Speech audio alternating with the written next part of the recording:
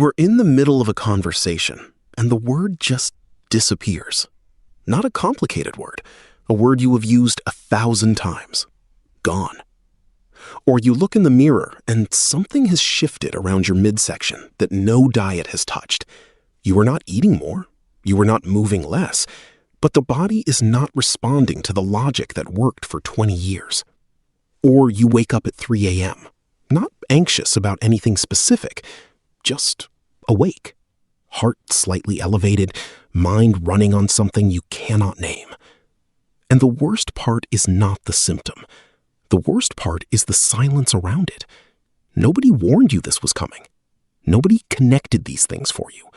The word, the weight, the 3 a.m. awakenings, the mood that arrives without an invitation.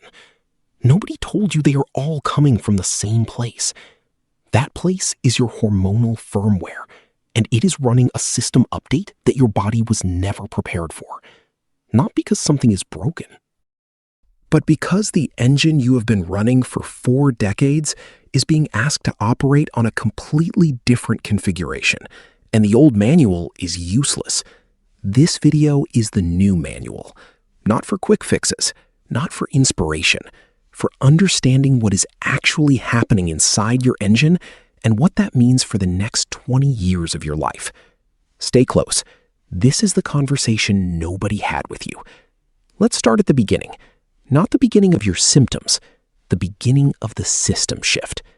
Somewhere in your late 30s or early 40s, your body begins a process that is entirely biological, entirely predictable, and almost entirely misunderstood.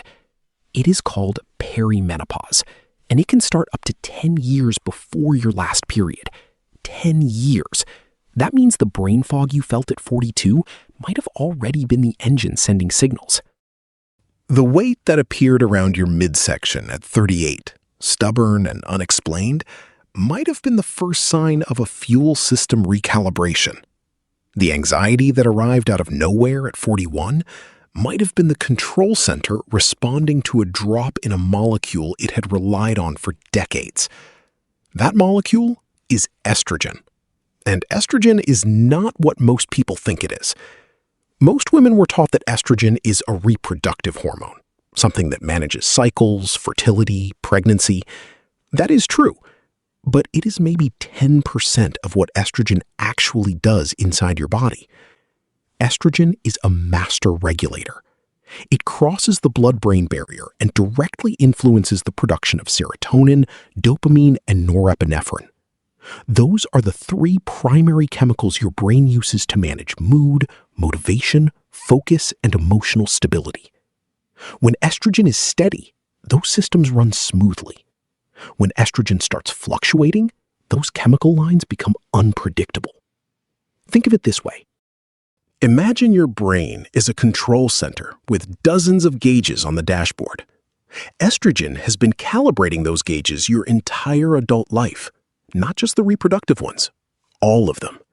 The ones that regulate your sleep cycles, the ones that manage your response to stress, the ones that control how your brain stores and retrieves memory.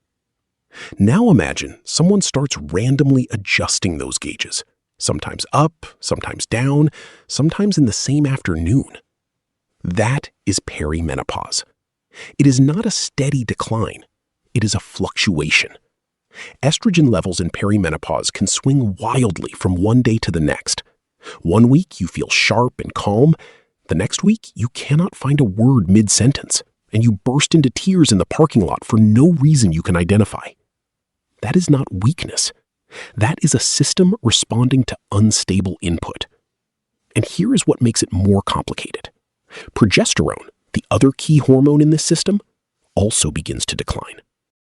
And progesterone has a very specific job in the brain. It binds to GABA receptors, which are essentially the brain's calm down mechanism. GABA is the system that tells your nervous system, you are safe, slow down, rest. When progesterone drops, that mechanism weakens. Suddenly, sleep becomes fragile. Anxiety appears for no external reason. The nervous system starts running at a higher idle than it should, like an engine with the RPM stuck slightly above normal. Not broken, not at full failure, just running a little hotter than it should, all the time. And running hot has a cost. Recent research into neuroendocrinology has confirmed what many women have reported for decades. The hormonal transition of perimenopause is a genuine neurological event. It is not a mood disorder. It is not psychological fragility. The brain is literally reorganizing itself in response to a changing hormonal environment. One large study following women across the menopausal transition found measurable changes in brain structure and energy metabolism during perimenopause. The brain actually processes glucose less efficiently during this period. Its fuel system shifts. That has direct consequences for memory, processing speed, and emotional regulation. This is why you feel foggy. This is why words disappear. This is why emotions arrive faster and stronger than they used to. The control center is not broken, but it is running on a different fuel mix than it has ever used before, and no one told it the change was coming. And this is where the systems start talking to each other in ways that make everything harder to untangle. Because the same system that is reorganizing your brain is simultaneously rewiring how your body stores fat, uses fuel, and builds the hardware that keeps your metabolism alive. And the way those two things feed each other is not what you think. That is next. Let's talk about the weight. Not because it is the most important thing happening in your body right now. It is not. But it is often the most visible, the most frustrating, and the most misunderstood. Because almost every woman going through perimenopause does the same thing. She looks at the scale, looks at her habits, and thinks, I am not eating more than I used to. I am not moving less than I used to. So why is this happening? And then she does what she was always told to do. She eats less. She exercises more. She follows the logic that worked at 32 and expects it to work at 45. It does not work. Not because she is doing it wrong, but because the engine is no longer running on the same system. Here is what is actually happening. Estrogen plays a direct role in how your body partitions fat. For most of your adult life, estrogen helped direct fat storage toward the hips and thighs. That is not random. It is a protective biological design. Fat stored in those areas is metabolically quieter, less inflammatory, less dangerous. When estrogen declines, that direction signal weakens, and fat storage migrates. It moves toward the abdomen, specifically toward the visceral area, the fat that wraps around your internal organs. Visceral fat is metabolically active in a way that surface fat is not. It produces inflammatory molecules. It disrupts insulin signaling. It communicates directly with your liver and your cardiovascular system in ways that raise your long-term risk profile significantly. The scale does not capture this, but the body does. At the same time, something is shifting in how your cells respond to insulin. Estrogen had a protective effect on insulin sensitivity. As estrogen declines, many women experience a gradual increase in insulin resistance. The cells become less efficient at pulling glucose from the bloodstream. The pancreas works harder to compensate. Blood sugar becomes more volatile. This is why you might notice that foods you used to eat without consequence now seem to land differently. A meal that would have felt fine at 38 now leaves you feeling heavy, foggy, inflamed 2 hours later. Your fuel system is processing carbohydrates and sugars on a different timeline than it used to. Research published in the last decade has made this very clear. Postmenopausal women show significantly higher rates of insulin resistance compared to premenopausal women of similar weight and activity levels. The hormonal environment itself is altering the engine's fuel efficiency. And then there is muscle. This is the part of the conversation that gets the least attention, and it may be the most critical. Estrogen is anabolic. It supports the maintenance of lean muscle tissue. When estrogen declines, the signal that helped your body preserve muscle weakens. At the same time, a process called anabolic resistance increases. Your muscles become less responsive to the protein you eat and the exercise you do. The stimulus that would have triggered muscle repair and growth at 35 no longer triggers the same response at 47. Muscle is your metabolic hardware. It is the tissue that burns the most fuel at rest. It is the tissue that manages glucose after meals. It is the tissue that keeps your resting metabolic rate from collapsing. When you lose muscle, and after 40, most women do begin losing it at an accelerating rate if nothing interrupts it, your entire fuel system slows down. Less muscle means less glucose is cleared efficiently. Less is burned at rest. More is stored. And because the fat distribution has already shifted toward the visceral area, that stored energy lands in the most metabolically dangerous place. This is the cycle that most women find themselves inside without ever understanding the mechanics. They cut calories. They lose a small amount of weight, but a significant portion of what is lost is muscle, not fat. The metabolism slows further. Hunger increases, stress hormones rise, and then the weight returns with slightly less muscle than before and slightly more visceral fat. It is a systems problem running on an outdated manual. And this is where the systems start talking to each other in ways that are easy to miss. Visceral fat does not sit quietly. It produces inflammatory molecules that travel far beyond the abdomen. And where some of them go next is somewhere most weight conversations never mention. Here is the question nobody is asking. If the metabolic shift and the mental shift are happening at the same time, are they really separate problems? Or is there one fire burning in two rooms? We are about to walk into the second room. Let's go inside the brain. Not metaphorically, literally. Because what happens to the female brain during perimenopause is one of the most under-researched, under-discussed, and consistently dismissed subjects in all of medicine. And the women living through it have been paying that price for generations. You forget a name, a word, where you put something 10 minutes ago. You walk into a room and have no idea why you are there. You read the same paragraph 3 times and none of it sticks. And then someone tells you it is just stress, or aging, or that you need to sleep more. And you sit with that explanation because there is no better one available. But something in you knows it is not the whole truth. It is not. What is happening in your brain during this transition has a name. Researchers call it the estrogen withdrawal effect on cognitive function, and it is measurable on brain imaging. It is real.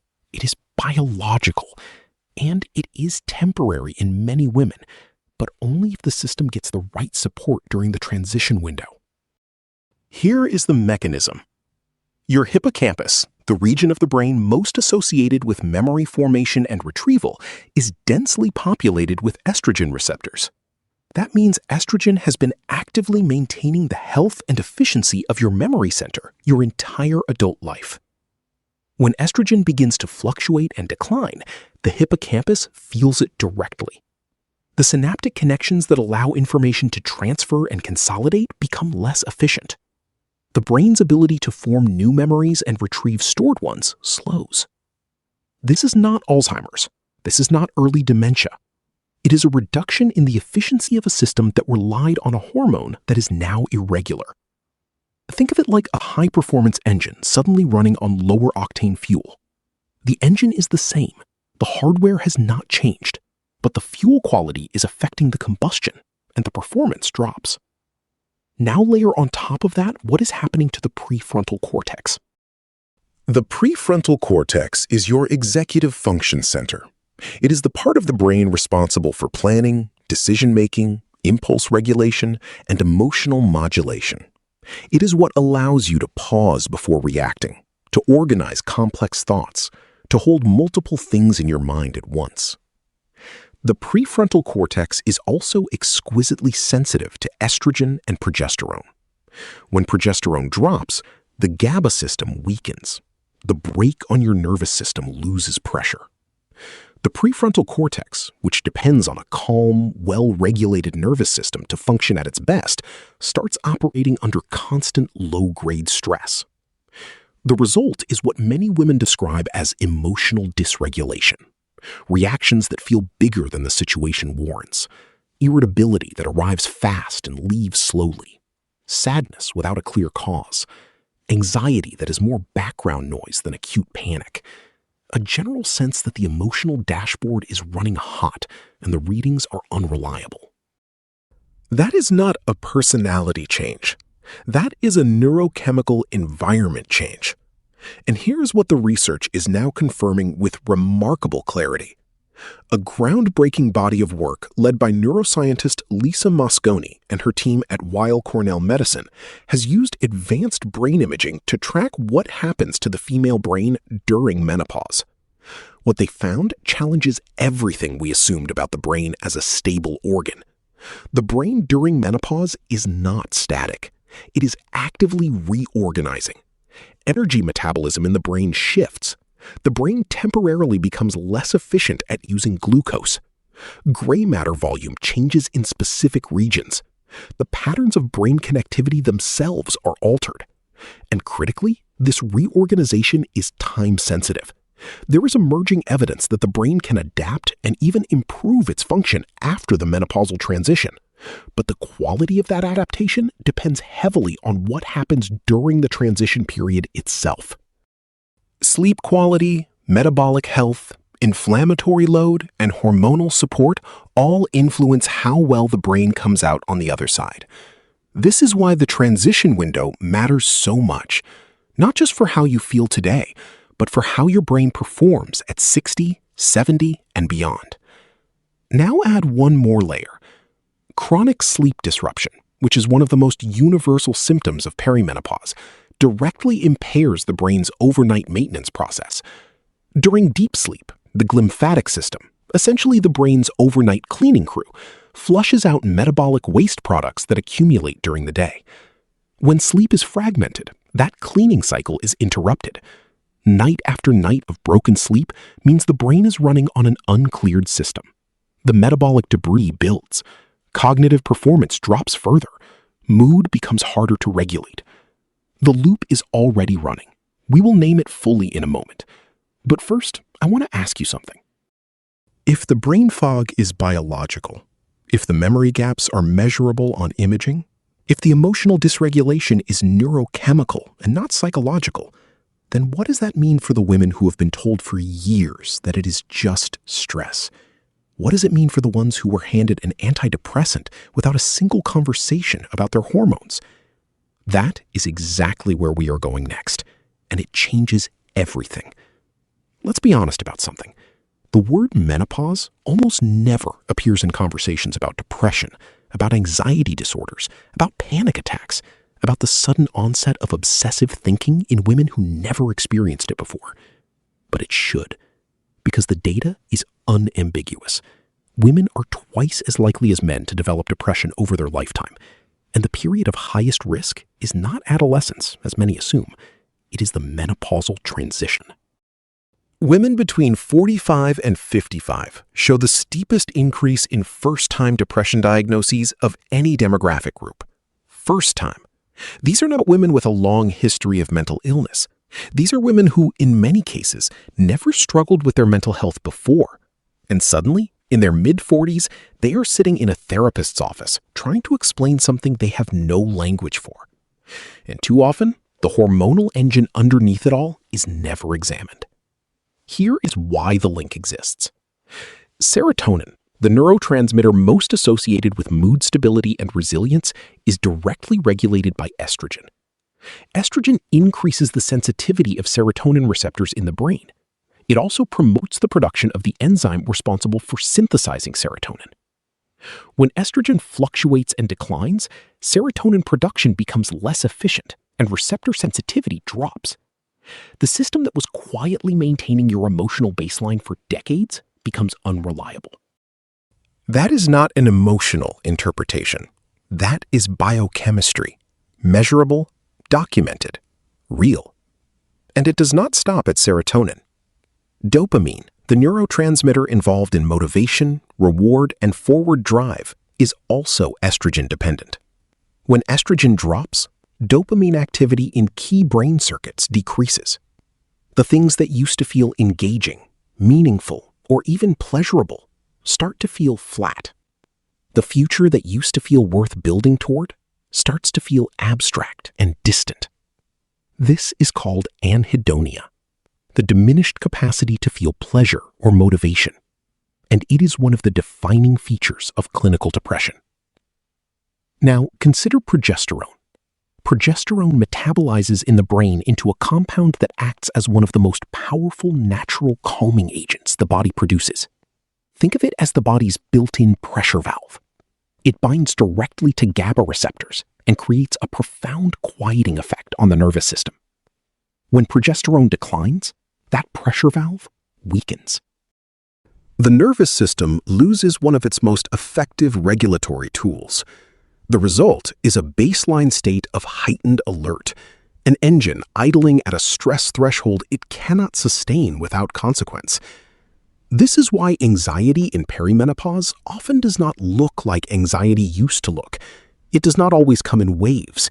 It is often ambient, pervasive, a background hum of unease that never fully quiets. And because it does not look dramatic, it often goes unnamed and untreated for years. Research published in major psychiatric journals has confirmed that hormonal variability, specifically the unpredictable fluctuations of estrogen during perimenopause, rather than just the decline itself, is a primary trigger for new-onset mood disorders. The brain is not just reacting to low estrogen, it is reacting to the instability of estrogen, the constant recalibration, the system that never knows what input to expect next. Think of it as electrical surges in the engine, not a power failure, surges. Inconsistent voltage, and inconsistent voltage damages sensitive components over time. There is another mechanism here that almost never gets discussed: neuroinflammation. As estrogen declines, its anti-inflammatory effects in the brain also weaken. Estrogen had been acting as an immunomodulator in the central nervous system, keeping the brain's immune cells in a regulated, quiet state. When that regulatory signal weakens, those cells can become overactive. Overactive immune cells in the brain produce inflammatory signals that have been increasingly linked in the research literature to both depression and anxiety, not as a consequence of those conditions, as a driver. And now we can name the loop. Chronic sleep disruption elevates cortisol. Elevated cortisol suppresses estrogen and progesterone further. Lower estrogen worsens serotonin and dopamine function. Disrupted dopamine deepens the sense of flatness and low motivation. That emotional state elevates stress. Elevated stress elevates cortisol. Elevated cortisol disrupts sleep. Disrupted sleep impairs the brain's overnight clearing cycle. The inflammatory load in the brain builds, around and around. This is not a spiral of weakness. This is a loop of interconnected systems all responding to the same upstream change, a hormonal environment that is shifting faster than the body has been supported to adapt to. Understanding this loop is not about finding something to blame. It is about finding the right entry points to interrupt it, because the loop can be interrupted. We have now looked at the firmware, the fuel system, the control center, and the mental health consequences of a nervous system running without its primary regulators. Each one is a real problem. Each one has a real mechanism. But here is what I have not told you yet. There is a way to approach all of it as one system, a maintenance protocol built specifically for this engine at this stage. And it looks nothing like what you have been told to do. That is what we are building next. Let's pull back for a moment. Look at everything we have covered. The firmware update nobody warned you about. The fuel system shifting fat storage and disrupting insulin sensitivity. The control center reorganizing itself under hormonal pressure. The mental health consequences of a nervous system running without its primary regulatory molecules. These are not separate problems. They are one system, one engine, running through a mandatory transition that evolution built in, but modern medicine never fully mapped, and modern culture never fully acknowledged. And here is the most important reframe of this entire video. This transition was not designed to break you. It was designed to change you. The engine is not failing. The engine is being asked to run on a different configuration. And like any high-performance machine that goes through a major system update, it needs a different kind of maintenance to come out of that update running well. The problem is not the transition. The problem is that most women go through it without a maintenance protocol. They have the old manual, the one that says, eat less, sleep more, manage stress, exercise regularly. That manual is not wrong, exactly, but it is incomplete in ways that matter enormously after 40. So what does the new protocol actually look like? Let's start with the fuel system.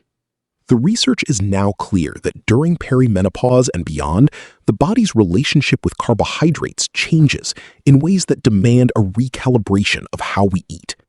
Not elimination, not punishment, recalibration. Prioritizing protein becomes non-negotiable. Not because protein is a trend, but because the anabolic resistance we talked about in Block 3 means the muscle-preserving signal is weaker. You need more dietary protein to trigger the same muscle maintenance response you would have gotten from less protein a decade ago. Studies suggest women over 40 need significantly more protein per kilogram of body weight than standard guidelines recommend. Guidelines that were largely built on data from younger populations. Stabilizing blood sugar becomes a foundational strategy, not just for metabolic health, but for brain health, for mood, for sleep. Blood sugar volatility drives cortisol spikes. Cortisol spikes disrupt sleep. Disrupted sleep impairs the brain's overnight clearing process, and the loop we named in the last block accelerates. The engine runs smoother on steady fuel than on peaks and crashes. Now, the hardware. Muscle preservation is not optional at this stage. It is infrastructure maintenance. Every pound of lean muscle you maintain is metabolic insurance. It is cardiovascular protection. It is bone density support. It is insulin sensitivity. It is the difference between a body that stays functional and autonomous into your 70s and one that starts limiting you in your 60s. And the way you build and maintain that muscle has to change after 40. The research now points clearly toward resistance training as the most important form of exercise for women in perimenopause and beyond. Not because cardio is bad. Cardio has significant cardiovascular and cognitive benefits, but muscle-building stimulus, heavy enough to signal the body to maintain its hardware, becomes the priority that most fitness advice for women never emphasized. 2 to 3 sessions of meaningful resistance training per week has been shown in multiple studies to improve insulin sensitivity, reduce visceral fat, support bone density, and directly reduce depressive symptoms in perimenopausal women, not as a side effect, as a direct outcome. Now, the firmware. This is where the conversation gets more nuanced and more personal. Hormone therapy, specifically menopausal hormone therapy, is one of the most studied and one of the most misunderstood interventions in women's health. For decades, it was sidelined after a flawed study created a fear that has since been substantially revised by more rigorous research. The current evidence, particularly for women who begin hormone therapy within 10 years of menopause onset or before age 60, suggests meaningful benefits for cardiovascular health, bone density, cognitive function, and quality of life, with risks that for most healthy women are significantly lower than the original data implied. This is a conversation to have with a physician who is genuinely informed about the current evidence, not one who repeats 20-year-old conclusions, not one who dismisses your symptoms as inevitable. You deserve a doctor who reads the new data. Beyond hormone therapy, the firmware can be supported through targeted nutrition, evidence-based supplementation, sleep optimization, and stress management approaches that address the nervous system directly, not just behaviorally. This is not a wellness routine. This is a systems maintenance schedule, specific, prioritized, built around the biology of this transition, not around generic health advice that was never designed for it. And here is what the system view reveals that nothing else does. When you treat these symptoms in isolation, you get partial results at best. You take something for sleep, something else for mood, you try a new diet for the weight, you push through anxiety because no one connected it to your hormones. But when you see the engine whole, when you understand that the sleep disruption and the brain fog and the visceral fat and the anxiety are all outputs of the same upstream shift, you stop chasing symptoms. You start doing maintenance. And maintenance, done right, changes the trajectory. Not back to who you were at 32. That engine is gone. But forward to a version of yourself that is more calibrated, more informed, and more deliberately maintained than you have ever been. That is not a consolation prize. That is the upgrade. Before we close the hood, I want to say something directly. What you have been going through is not a character flaw. It is not weakness. It is not you falling apart.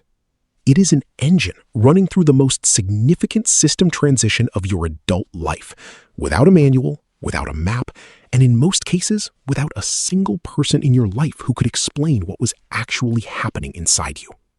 That is not acceptable, and it is exactly why this channel exists. The Human Engine is not a wellness blog. It is not a fitness channel. It is not a space for quick fixes or miracle protocols. It is an engine room. A place where we look at the body the way an engineer looks at a high-performance machine, with precision, with respect for complexity, with the understanding that good maintenance is not optional. It is the difference between a machine that lasts and one that doesn't. If what you heard today made something click, if any part of this video gave you language for an experience you couldn't name before, this channel was built for you. Subscribe. Stay close. There is a community of women and men over 40 building that understanding right here. People who are done being told their symptoms are inevitable. People who want to know what is actually happening and what they can actually do about it. That is the room. You are welcome in it. Now, let's close the hood. Because everything we covered today, the firmware, the fuel system, the control center, the mental health loop, it all points to one question that most women never get to ask. Not, how do I fix this? But what does my engine actually need now? The answer is simpler than the biology suggests, and more powerful than anything the old manual ever offered. That is where we are going. Let's end where it matters most. Not with a protocol, not with a list, but with a perspective shift that, if it lands, will change how you interpret every symptom, every frustrating plateau, every difficult morning from this point forward. For most of your life, you were taught to read your body's signals as problems to fix, weight to lose, moods to manage, energy to push through, sleep to catch up on. The body as something to override, discipline, or apologize for. And then 40 arrived, or 43, or 47, and the override stopped working. The discipline that used to produce results started producing exhaustion. The willpower that used to move the needle started running into a wall it couldn't explain. And somewhere in that frustration, a quiet and devastating thought started forming. My body is failing me. I want to offer you a different thought. You were not given a broken engine. You were given an engine that changes after 40. An engine that needs different fuel ratios, different recovery windows, different support systems, and a completely updated maintenance schedule. That is not a diminishment. That is engineering. The women who come out of this transition with clarity, with strength, with metabolic health and cognitive sharpness that surprises everyone around them, they are not the ones who pushed harder through it. They are the ones who understood the system better. They stopped using the old manual. They learned the new one. Think about everything we covered today. The estrogen withdrawal effect on the brain's neurotransmitter systems. The fuel system shift toward visceral fat storage and insulin resistance. The control center reorganizing itself under hormonal pressure. The nervous system losing its primary calming molecule. The mental health loop that feeds itself when left unaddressed. None of it is random. None of it is punishment. All of it is a system responding logically to upstream changes. And a system that responds logically can be worked with. The fog can lift, not because you found the right mindset, but because you identified which part of the engine was running inefficiently and gave it what it actually needed. The weight can shift, not because you found more willpower, but because you stopped applying a fuel strategy designed for a different engine configuration. The anxiety can quiet, not because you managed it better, but because you addressed the neurochemical environment it was growing in. This is what it means to maintain the engine.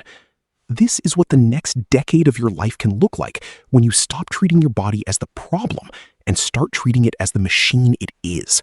Sophisticated, responsive, worthy of your most serious attention. You have been running this engine for over 4 decades. You know it better than anyone. You just needed the right language, the right framework, and someone willing to tell you the truth about what is actually happening inside it. That is what this channel is here for. If today gave you even one piece of that clarity, share this video with 5 women in your life who need to hear it. Women who are in the middle of this transition and do not have the language for it yet. Women who have been told their symptoms are just aging. Women who deserve better than that. Leave a comment below and tell me, what was the thing that clicked for you today? What was the piece you had been missing? And if you want to tell me what part of the engine we should look at next, whether that is the cardiovascular system, the thyroid, the gut, sleep architecture, or the specific strategy for rebuilding metabolic health after menopause, leave it in the comments. This engine has many rooms. We are just getting started. Until next time, keep optimizing.